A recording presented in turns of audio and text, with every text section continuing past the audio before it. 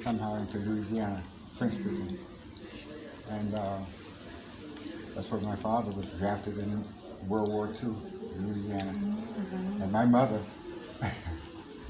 she's from a total different culture. My mother's from Veracruz. She's a Mexican. But it's a black Mexican who was slaves in Mexico. They call them cholas, Cholas. And when I say that, both said Jola, I said no. They could have been Jolas, but they called them cholas. When they crossed the river, got another alphabet on their name. But anyway, they were Spanish speaking, so I grew up speaking Portuguese, Spanish. We have an Indian dialect called Majuba, and I could speak that, and then Calais, I could speak that. Wow. And I'm the only one of my brothers, my sister don't speak nothing. I speak 12 languages. Well, Yes, I speak Russian, I speak Greek, I speak Japanese, I speak Portuguese, Spanish, German. but I mean, growing up, you said, who was talking to you in My this father. Oh, okay. My father was teaching me Manjaco, that's the tribe language from Guinea-Bissau. Okay. And then he was speaking Creole, but mostly he was speaking Creole because, you know, he knows that in Bissau, being a Manjaco, not many people are going to speak to me in Manjaco unless you're in the house. Yeah. If you're in the They- family house, they that's what speak they speak at Portuguese, home. isn't it? But if you're outside of the home, everybody's speaking Creole. Yeah. And Creole is a mixture of Spanish and Portuguese. Yeah. Okay. And it was introduced into Guinea-Bissau by I think it was during the Reformation, when they kicked the Arabs and Jews out of Spain. They settled in Africa and they settled in Cuba and a lot of other places. When they went, you know, out Spanish. So I learned that. Plus I studied in Russia. I was in Russia for 2 years, 84 to 86. And then when I left Russia, I lived in Indonesia for about 9 months. Then I left there, I went to Japan. But I was learning Japanese because I was married once upon a time to a Japanese lady whose family is from Hawaii. And they own a coffee company called Sanka, Instant Sanka, and Sanka Cafe, and they're in Brazil. So I met her in Brazil. Then she traveled with me back to Venezuela. I was living in Venezuela. Wow, yes, you're well traveled. Dr. Bilal, how old are you? I'm sorry, how 76. young? I'm 76. Wow. 76 This year, I'm years old. 76. I'm 75, 76 in August on the 4th. It's amazing. Excellent. Okay, ladies, y'all heard that. He's still a bachelor. There's a chance for you Want to after marry, and I all. will marry tomorrow if I get the chance. And I've asked, several, they said, no, I'm too old. Oh, I said, but look, I'm old because I've got a lot of experience. Right. And age is in your head anyway, Right. you know. I said, I can still go, I go to the beach every morning around 5:30, 6 o'clock. I swim maybe 50, 100 meters, then I come back, then I sleep, then I wake up and do my things. Living your best life. Lovely Yeah, lifestyle. but I'm very active, But I laugh at so them you've when been retired for over 20 years. I was more than 20. I was a dentist in New York, Oh my goodness. and I retired at 32. Ooh. Wow. I walked away. From that, I went to pilot training school and just became a pilot. I flew airplanes. I flew Viasa, I flew La Chile, and I flew Avianca in Colombia, Venezuela, and Chile. I was flying. Oh my goodness. Then after that, I studied 3 years in Egypt with the mystics. With the mystics, they have the knowledge forbidden and unknown, Yeah. So I studied that, Kabbalogy, studied iris, hypnosis, all of these. How did you get into the cashews? From Guinea-Bissau. Okay. In Guinea-Bissau, I was in a small, like I said, I was there when I was 6 years old to 6 to 7 years of age. In that summer, August. And I saw these bells, these little things on the tree. I kept asking my father, what are those? He said, cashew. And I said, don't look like no cashew to me. He said, well, the cashew is there. I said, so he took me, got one, and looked at it and said, that on top is a cashew. I said, that's not like the cashew we... He said, well, you know, there's a shell on it, and when you eat it in America, the shell is off. And he said, by the way, I'm telling you, in America, when you eat cashew, when you buy it in the store, it's from 8 to 10 years of age. Yes. Oh, wow. Because the Absolutely. Indians control the market, and the little ones like this, they don't let it, they Sure, process it, and then they sell it. Yeah. But the big ones like that, they take them, they get the gas from it. Yes. When they burn it, that smoke that comes Yeah. off of it, Yes, there's I a heard sleeve about that they have on the machine that it goes down that sleeve, the smoke, and it captures it and it turns it into liquid. And that liquid sells for about $5,000 US a liter. A Like, liter. yeah, about this much, it would cost you $5,000. Wow. Very expensive. But here in Gambia, they don't want it. They don't And want you said the bottle is about this size. That would cost you that kind of money. Yeah, a little bit bigger than that because that's The less than liter a, was this is less than a, 500, isn't it? this is about a half a, yeah, Okay. this is 1.5. No, this is 500 milliliters, so 1,000 milliliters would be Twice. 1, 2, 3. It'll be like 4 of these. Wow. But it's very expensive and it's used for military clandestine. That's what they say. So, we you know we're trying to get into that, but since we're small and monopolized, we're just waiting for a chance for someone to come, and they're going to come sooner or later because we have the last monopoly on this continent that's not controlled by white people. They don't control cashew fruit. They don't control it because cashew fruit is all here and in that book. And they still ask us, how can you process it to last up to 10 years with no refrigeration And no chemicals. and no chemicals? See? Nothing. Everything is artificial. And even the soap, we don't have any chemicals in the soap. And when you bathe with this soap, your skin will be absolutely, you will see your skin, on your skin, it will just clear out all of those, the cashews in it. And we don't have, it doesn't have a smell because if it had a smell, it would be attracting mosquitoes. So we process that. And you And do this- a candle as well, don't you? Pardon? You do a candle as well. Uh-huh. Yeah. A candle, yeah, we have a candle, cashew candle.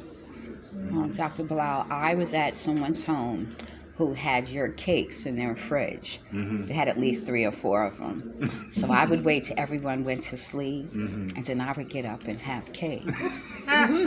So, you know, I was like, when I get my shop, I am going to call Dr. Bilal and be like, so, do you think I could get a few of those cakes You for can the get as much as you store? want because Okay. you know, we it's just 2 of us. Bamoto, we have a factory on the North Bank in Dar es Salaam. I was just there yesterday, and to get because the dried cashew, when it falls from the tree and lays on the ground for maybe 6 months or a year, whatever, we go and we collect them because they're black and they're very hard like a rock. We grind them, and this is what we put in the soap. Now I developed the soap with the 2 acids in it that are friendly to the skin, ascorbic acid and gallic acid. One has the taste, there's association with, because cashew fruit is the only fruit that has those 2 acids. The peach has one of the acids, and the pineapple has the other. So you know the astringent of pineapple, kind of astringent, and then the peach is a soft, you know, nectar. So, and I developed it because we had done all of the research on skin, and we found out that we could use this soap for the women in Gambia who bleach their skin. Because when you bleach the skin, you take the dorma Yes. off, and under that is raw. Yes. And you have to use perfume, so when you get in a taxi or something, you smell, look over there and you see that smell, you will see them have bleached. Because they have to put that perfume on, otherwise their skin will smell. It will smell rancid. So when they use this soap, it kills the bacteria on the skin, so you don't have to do that. So I have a question about this soap. Now, I've looked into soap making because I make candles. And one of the things that I kind of could not get my mind wrapped around is when people make soap, they use lye. And then they say, oh, but it's not a big deal because the lye cooks off of it when you. I'm like, but you're using lye, and so I just wouldn't do it because the only way I know how to make soap is either you do it the cold way where you kind of let it sit and it hardens like for weeks, or you do it the hot way where you're using the lye. So you're saying that you're by you using those two acids, this is able to harden on its own. You don't have to use anything. The reason it hardens is because we use a shea, Okay. pure shea. Yes. You have to go to Mali to get the shea because you know the shea butter that's yellow, Yes. that's mixed with a lot of different garbage. Right. But the shea butter that's white, Right. you can only get it in Mali, or you can get it in some places in Ghana. But in Mali, there's more pure shea because that's where the tree is. The shea tree is there in Mali. Got you. Because they had so them. they don't have it here? The shade tree is not No. here? It's not shea. What they're giving us here is bamboo butter, correct? Have you seen the bamboo butter? Yeah, I've seen it, but this is shea. Right, but see, people keep being fooled and thinking that bamboo butter is the same as shea butter. And I keep telling them they're going to tell you it's shea butter, That's what, but it's not shea butter because what they sell here is bamboo butter. And if you go to the trade fair, they have a lot of vendors that have come from other parts of Africa. Yes. They have the big pieces of shea. If you smell it, you know shea kind of smell like chocolate. It has like that, sweet cocoa smell. Bamboo butter does not smell like that, and it spreads different. Yeah, it spreads different. So have you come up with a cashew butter? No, because you can have a cashew butter, but you have to get it from the nut, Okay. and we don't deal with And the you nut. use the fruit. You use the part that people usually discard. Yes. Okay, got you. Got you. I ask really And good the questions, reason, don't and I? the reason because for the fruit, I was interested in the fruit long ago.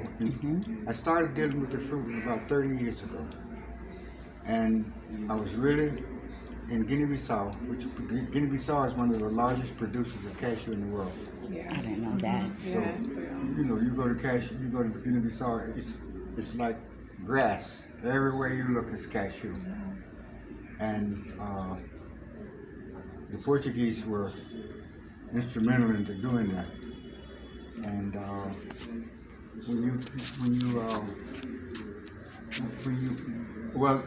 I was hooked up with in Guinea-Bissau. I had a very good experience in Guinea-Bissau. I was so hurt to leave it because not only had I settled there and had family there,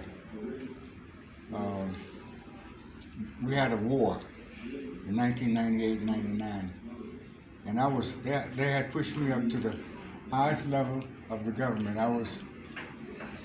They would call me the son of the president, Nino Vieira, because when Nino wanted anything or needed anything seriously and wanted a very frank and very honest opinion about something, whether he like it or not, I'm giving it. He trusted me for a lot of things, and I traveled with him a lot. I traveled with him China, traveled with him to China, to India. It's on the chair. Just going to get the towel to put back up. Okay.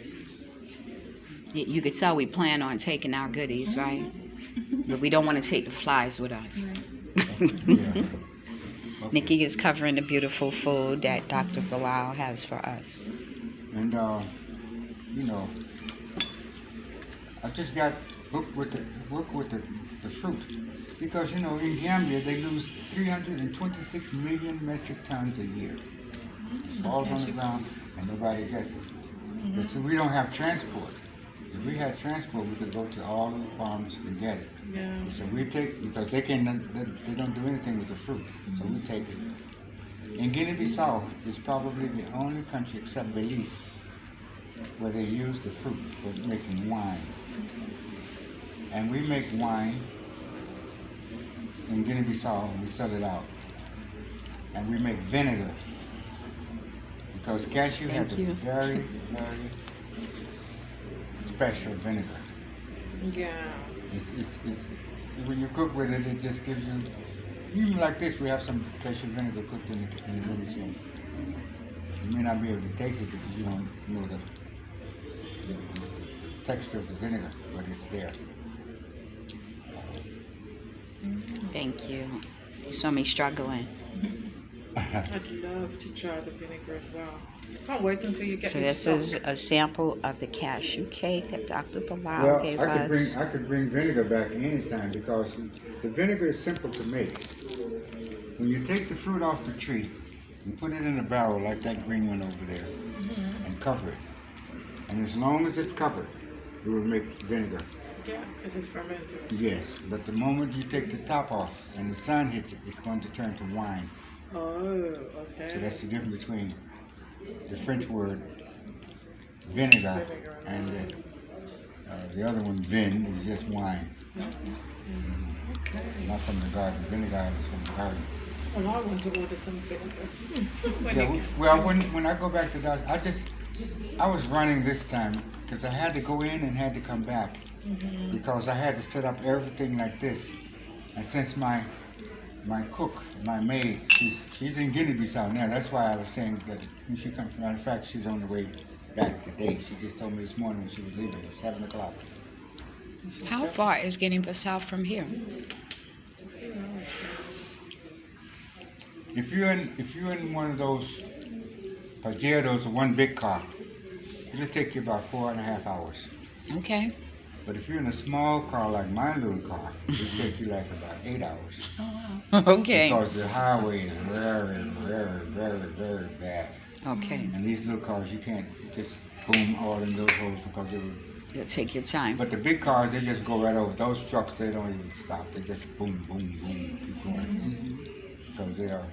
The cake was delicious. I inhaled it. I know you was like, when did that happen? I just, while you were talking, it was so good. Oh my goodness, you finished it? It's done. Oh my god. It was so moist. It's moist, and Melts. the fact that you're able to have that sweetness without sugar, it just always blows my mind. I'm like, I know is he sure there's no sugar in here? No. But it's Sugar's so delicious. expensive. We couldn't afford it. We couldn't afford it. Especially this processed stuff. First, that's exactly what I'm saying because you can't. If you cook a cake with it, you can't dissolve it. It won't dissolve unless you put it in water and let it stay for a couple of days. But then you don't have sugar. You just got water, and you can if it heats, it crystallizes very fast when you put it in the oven. Yes. But it's an advantage. But we started You this. could have cashew sugar. Yeah, you could have cashew sugar, but there's so many. This is the thing. There's so many different products you can get from cashew sugar. Well, you You have got bread. 52. You got bread. You got candy. We have a candy bar that's rolled like this with cashew nuts inside of it. That sounds Oh, that good. sounds nice. How do people respond that have nut allergies to the cashew? Do I they haven't be met anybody that have because there were once upon a time people said that they were allergic to the nuts, and that just warned us to say, look, why use the cashew nut when you're using the cashew fruit? Ah, Why have a?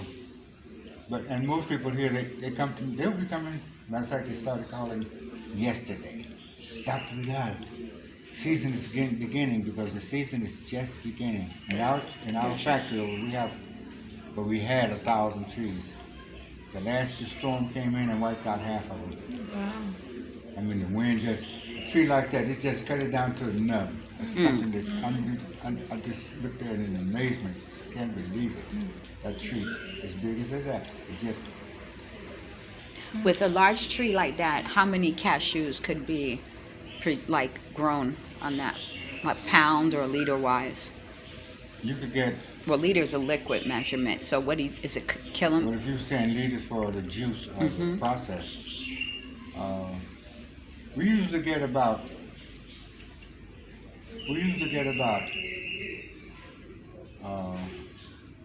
From our whole farm thing, we get about a fifth of a ton. Wow. That's a lot. And the Yeah. problem is that we don't have a grinder. This is our big problem. I'm sitting right here right now, waiting for. A grinder. Are they doing all this the stuff American guys manual? coming through. Yes, we do it manual because the kids. Wow. We use kids to to pick up the fruit because we old people, we can't be bending down and picking up fruit. So you're able to employ people as well. Yes. Okay. We don't employ them. They come and we give the families product. Okay. In exchange. Oh, that's Yes. good. Because, That's you know, great. We have a cashew chocolate that you spread on the bread for breakfast. Cashew chocolate. Kind of like a Nutella. Yes. This Probably better. All right, I'm going to catch this tree. So this is the tree Dr. Bilal was referring to. It's not a cashew tree, but it's the size of a tree that he said he could get like a couple of tons of cashew juice. And remember, he's not using the cashew nut. He's using the cashew fruit, which is the part that people usually discard. So he's showing us it now. Hey. Come here. Come here. Go. Hey. It's Gabby's fault. She got a new Come friend. here. He's like, when she leave, he's gonna be crying. Go. We're gonna hear her crying and whimpering. Yeah, that's what she does. This is cashew process the second time. If we want to make candy, we process it again, and then we put the ingredients for candy. So this is it. Okay. And when you open it, It looks like prune. Oh. That's sweet.